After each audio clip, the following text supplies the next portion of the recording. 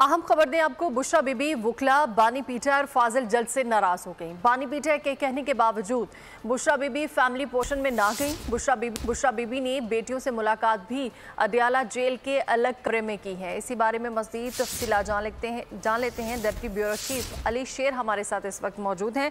अली शेर, मज़ीद क्या अपडेट्स हैं इस बारे में?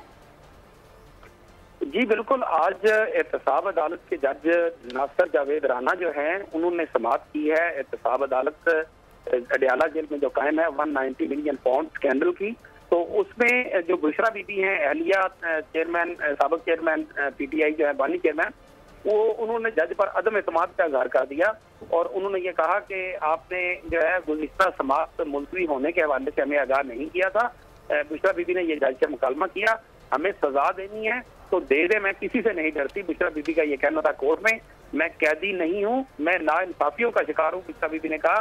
तो जज साहब ने उनको कहा कि हमने आपके जो वकला थे उनको इस बात से आगाह कर दिया था अगली समाअत के हवाले से, तो जिससे ये गलतफहमी पैदा हुई कि आपको पूरी तरह से बताया नहीं गया। अली शेर, बहुत शुक्रिया।